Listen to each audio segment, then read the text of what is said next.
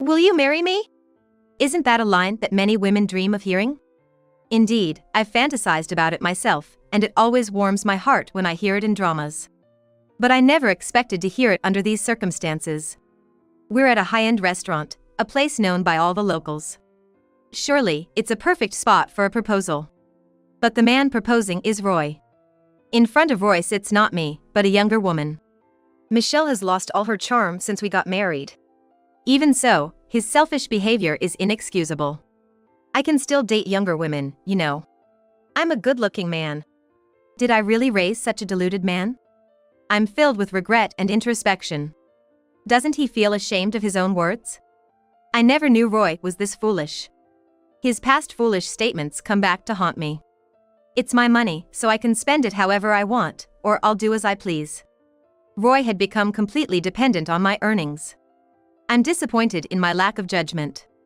The struggles of our life together and my hidden irritation. It seems like it's time to let it all out. And I'm not the only one who's suffered. I want to laugh off the chaos Roy has caused and watch him fall. I'm Michelle, a 39-year-old office worker in a regional city. It's not a big city, but it has everything necessary for raising a family, attracting many families from other areas. I have an 11-year-old son, Ken. Ken is a source of pride, excelling in both academics and sports. Talking to him feels like chatting with a friend, and it's very stimulating. I met my husband, Roy, in town. He approached me, which was unusual for him. When he first spoke to me, he seemed serious, wearing silver-rimmed glasses and a suit. Stumbling over his words, he said, "I've never done this kind of thing, but I'm serious." I sensed something trustworthy in him. Our relationship with Roy progressed smoothly, leading to marriage. I still remember his proposal. "Will you marry me?" It was a support for me even when times were tough. Roy was successful at work, having been promoted to a managerial position last year. His salary had increased, and he was happy about it. Then suddenly, Roy started complaining of ill health and began missing work. At first, I thought it was just a cold, but it turned out to be more serious. He wasn't physically ill, but mentally strained, leading to a long-term leave. I was confused, having never dealt with anything like this. My parents both worked, and I had never seen them take a day off. But nowadays, it's common for people to take time off for mental health. I read everything I could find, trying to make life easier for Roy. Initially, Roy rested at home, but he soon started going out daily, supposedly for medical appointments. I was worried but respected his decision to go out. Our first problem was money. Obviously, his salary stopped during his absence. Thankfully, we received some financial support from his insurance, but Roy didn't contribute to the household, claiming the expenses were for his treatment. I had to manage the household on my salary alone. With rent, groceries, and utilities, the list of expenses was endless. If I hadn't been saving since the beginning of our marriage, we would have been in trouble. Though sick, Roy showed no remorse. Instead, he started complaining about the meals. "Hey, there used to be salad with stew. Why not today? Fresh veggies are expensive. We have more bread instead, so bear with it. I can't eat this. I'm going out." "No, we'll run out of money." "It's my money. I can spend it however I want." After arguing, Roy stormed out of the house. Ken quietly eats the stew without any side dishes, without complaining. "Mom, your stew is delicious just by itself. Should I also start saving on snacks or something?" But I didn't want to make my child suffer because of money issues. "Ken, you don't have to worry about that. Eat as much as you like." I felt saved by my son's kindness. When Ken finally went to sleep, Roy returned home. From the way he entered our bedroom, it seemed like he had been drinking. "Is it okay for you to drink alcohol while you're under treatment?" "Stop nagging. Worrying about small things like that is the worst thing for me. I'm gonna do what I like." "Have you been skipping the medication the doctor prescribed recently?" "It depends on how I'm feeling. Sometimes it's better not to take them." "You shouldn't interfere." Roy wouldn't share the details of his treatment and seemed irritable every day. But there were days when he seemed elated. Especially after returning from his outings. Those times, he usually smelled of alcohol, and sometimes there was a faint scent of shampoo. Maybe he's going to the gym for health reasons? I wished he would rest more at home and return to work soon. The difficulties of Roy's health situation were becoming more apparent. Eventually, we reached a point where our finances couldn't keep up. I switched to a cheaper phone plan and reviewed our life insurance, but there was nothing left to cut back on. Reluctantly, I had to cut Ken's private tutor. Ken had been aiming for high grades since he was young. It was Roy's wish, and Ken never complained, enjoying his studies. But now, we couldn't afford the expensive fees. I cautiously brought this up with Ken. "Ken, I need to talk to you. Can we consider quitting classes with your tutor?" "Does that mean I'm also giving up on the exams?" "No, I'll try to save more money, and hopefully, your dad will get better. But right now, we're really struggling." "Okay, I'll start studying on my own. If I can get all the textbooks up to the exam, I'll be fine." I negotiated with his tutor and conveyed Ken's decision. Ken was well regarded. Despite their attempts to keep him, we couldn't afford it. We managed to get all the textbooks from the tutor. Roy was opposed to this decision. "Won't that jeopardize his chances at a good school? I want Ken to become a successful businessman like me, even if it means stretching our budget. You should find a way to keep him there with your earnings." I was appalled by Roy's selfish attitude. Did he not feel embarrassed calling himself a successful businessman? True, Roy had done well at work, which his promotion showed.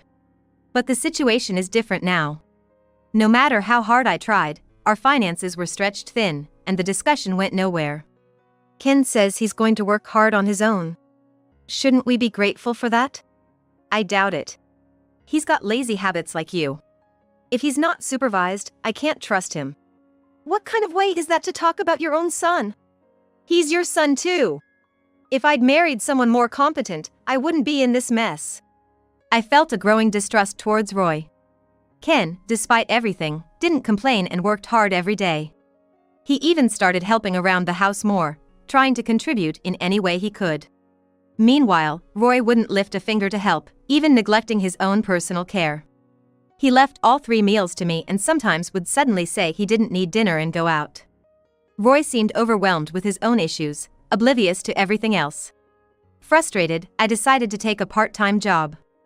I already worked full-time during the week, so I started helping at a bakery on weekend mornings. It was hard to get up early on the weekends, but making bread helped me forget everything else for a while. The customers' compliments, like "it looks delicious" or "it was really good," were encouraging. It was a small, family-run shop, and being able to take home leftover bread was a bonus that helped our finances. Ken was supportive of this job. He often visited the shop, looking around and buying small bread with his allowance. He frequently brought friends to spend time there. We were becoming tougher in the face of our financial difficulties. As for Roy, he mostly stayed in his room on weekends, doing who knows what. He never had a word of appreciation for my bakery job. One Sunday morning, I was curious when he left the house early. "Isn't there no hospital visit today? Where are you going?" "Don't pry. I have some shopping to do." "Can't a sick man go shopping?" "It's not that, but..." Lately, Roy had been speaking to me in a dismissive way. Still, I didn't want to stress him out, so I kept my patience. That evening, when Roy came home, he was clutching a brand-name shopping bag. He tried to hide it with other items, but it was from my favorite brand.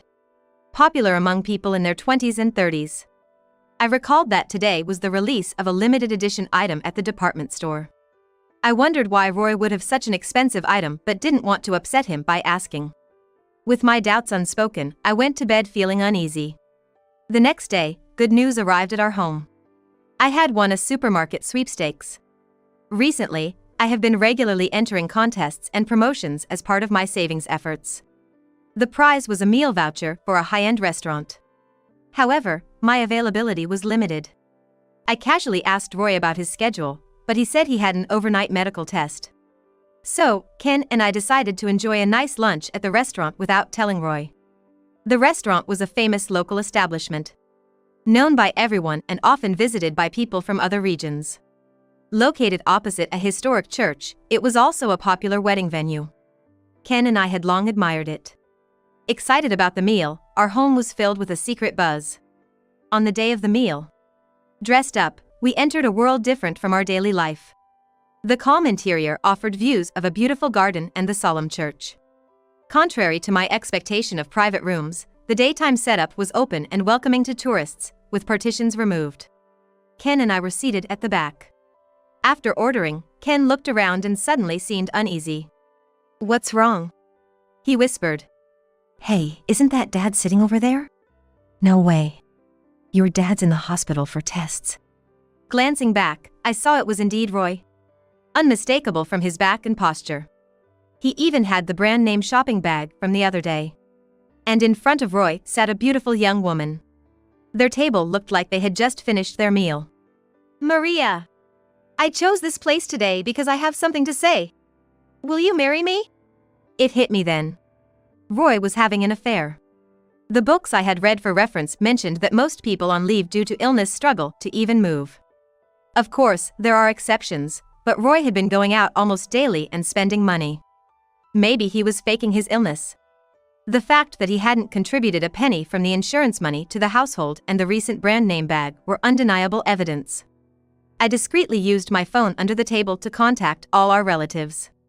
"It's a celebration today. Hurry over," I messaged. I also mentioned meeting at the restaurant across from the church. Some of the relatives questioned, "What's the celebration for?" but they agreed to come right away, assuming it was something joyous, even without knowing the full situation. True to the reputation of the famous restaurant, the effect was tremendous. The allure of the famous restaurant brought them rushing over in about 10 minutes. I had the restaurant's permission to wait for a bit before ordering. The relatives gathered around me. "So, what are we celebrating today?" "Look over there." I had informed my mother-in-law about the situation via message en route. She quickly understood. Approaching Roy from behind, she spoke to the woman. "Hello. Who are you?" "I'm Roy's mother." "What were you two discussing?" The woman's face brightened. "I'm Maria." "You invited your mother too?" "Roy just proposed to me." "I see. How long have you two been together?" "About a year. I work in a clothing store, and he's always been there for me, even adjusting his time off to be with me." I was shocked by Maria's words. A year ago coincided with when Roy stopped going to work. Could it be that he took time off work just for this? A reluctant thought crossed my mind. "Is that true, what you just said?" When my mother-in-law turned to face Roy, he was shaking and had gone pale. Behind her, he could see me and all our relatives. "What are you all doing here?" "Answer the question." My mother-in-law slammed her hand on the table in front of Roy. Like a detective interrogating a suspect. She was a former teacher who hated dishonesty. I had never seen her look so formidable. "Why are you behaving like this? Aren't you going to celebrate with us?" "This man, he's married with an 11-year-old child.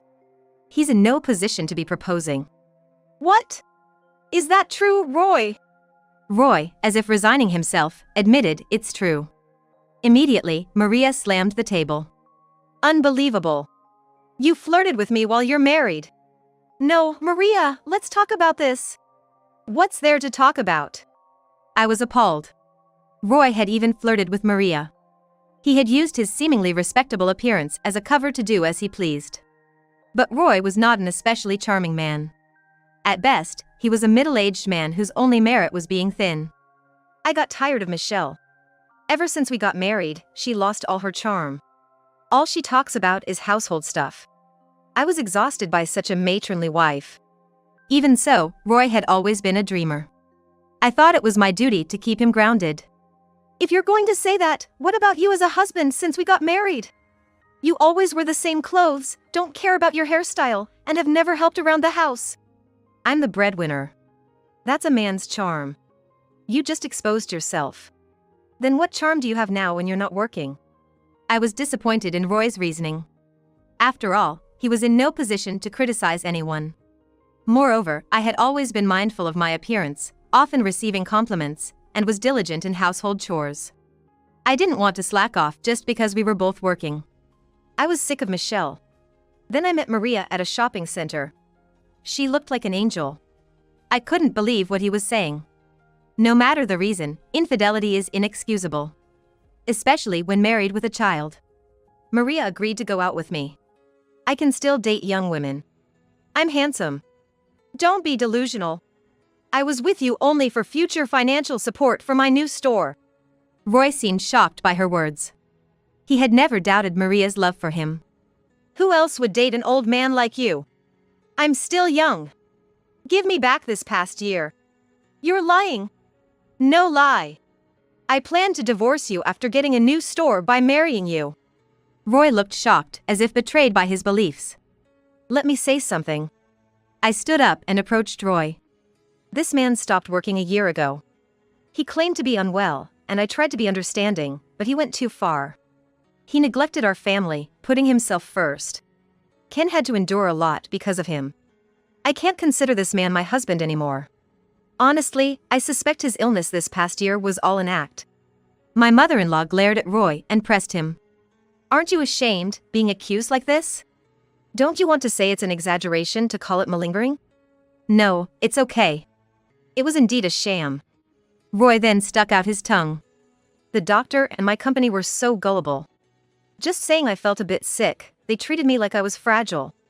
Thanks to them, I got money and could do whatever I wanted. I couldn't give up such an easy life. Do you realize how many sacrifices were made because of that? It's none of my concern. In Roy's words, my mother-in-law seemed to reach her limit. Don't joke around. Michelle came to me for advice several times. What do you think of her feelings? I'll live a life that's suitable for me. It's a new beginning with Maria. Now, if you understand, please don't interrupt my proposal. That's when Maria spoke up. I'm not breaking up with him until I get compensation for tarnishing my reputation. Sure. I'll also demand child support and the living expenses you squandered this past year. Roy found himself between Maria in front of him and me behind, with no allies to turn to. He started receiving jeers from the relatives. A waiter approached our table and gently suggested, "Excuse me, it seems to be about time for you to leave." They wanted us outside to avoid disturbing the restaurant's atmosphere. We all moved to the church outside the restaurant. Roy, what's the truth? Tell us from your own mouth. It's true that I've been seeing Maria for the past year. So, the illness was all fake, right? Yes. Pretending to be sick meant I could take time off work and see Maria easily. I used the insurance money for gifts, and I did some part-time work for the extra cash. This entire year was a result of Roy's selfish actions. It felt foolish to have supported such a man, adjusting my and Ken's lives for him. It was all because of you. You liar. You traitor. From the relatives came comments like, "How could you neglect such a good wife?" and "I'm cutting ties with you. Let's get a divorce." Wait, now that Maria is gone, you're all I have left, Michelle. So, I'm just your second choice. What if Maria changes her mind and wants to marry you? Then, I'd go with Maria. It's natural for a man to switch to a better woman. I was disgusted. Roy still didn't understand his situation. One of the relatives muttered, "He's a real idiot." Hold on, I'm not changing my mind. I'm done with this lowlife. I get it. That was just a hypothetical scenario. But now it's clear how much of a scumbag Roy is. Without Michelle, who will cook and do laundry for me? Can you believe this guy? Then my mother-in-law stepped forward. I didn't raise you to be such a son. Her loud voice echoed in the shrine. All I've heard is self-centered excuses. Are you even human? I feel the same way. How do we fix this scum? It's impossible. But committing insurance fraud is a serious crime. I won't help him even if he comes crying to me. My mother-in-law was resolute. Come on, Michelle, help me. No. I'm cutting ties with you. Make sure you don't miss any payments I mentioned earlier, no matter how broke you are. That day ended with everyone condemning Roy. I didn't let Roy into the house. I discarded consumables, sent all his belongings to his parents' house, and completely avoided him. I refused all his mail and parcels, as he was no longer family. Roy's room, which I entered for the first time in a while, was a mess. I found numerous receipts, revealing he'd spent a lot on Maria. It also turned out that his supposed hospital stays were actually trips with Maria. I boxed up the travel photos and souvenirs as evidence of his affair. It seemed Roy planned to quit his job, take my earnings, and remarry Maria. Unbeknownst to us, there were other witnesses at the restaurant. Executives from Roy's company. They had recognized Roy and debated approaching him but decided to ignore him, thinking it was private. However, they overheard our conversation and were shocked. Roy's infidelity and fraudulent sick leave enraged the executives. Roy underwent a thorough investigation. It revealed that 90% of his doctor's visits were lies. Mostly to meet Maria. Effectively, Roy, a manager, was skipping work to see a woman. He even lied to doctors for a false diagnosis. This scandal reached the news. And Roy was fired. Making re-employment difficult. Not only the company, but the insurance agency also began investigating. They confirmed the fraud. As my mother-in-law said, Roy faced criminal charges for fraud. He was thoroughly interrogated and lost his freedom. I informed the relatives about the restaurant incident. Their dissatisfaction exploded, having previously given Roy the benefit of the doubt due to his illness. Some had even lent him money for treatment. Everyone had been genuinely concerned about Roy and sincerely hoped for his recovery. Roy had betrayed the trust of everyone who cared for him. We all agreed not to help him anymore, no matter what. Roy, who had lived in this area since birth, found his reputation ruined, unable to even walk outside. His selfish actions had led to the worst outcome. Scorned by family, company, and society. I had no sympathy for him. He reaped what he sowed. Whether his reputation was ruined or he was worn out by interrogation, all I cared about was collecting alimony and other dues. I resolved never to show mercy. Now, Ken and I started a new life. Ken, always close to me, could talk about anything. My in-laws, aware of the ordeal, offered their support. Ken is now studying hard again for exams using his tutor. After witnessing this whole ordeal, he's now aspiring to become a lawyer. I'm looking forward to my capable son's future. With new goals in sight, the bond between us, mother and son, has strengthened, and we're moving forward together.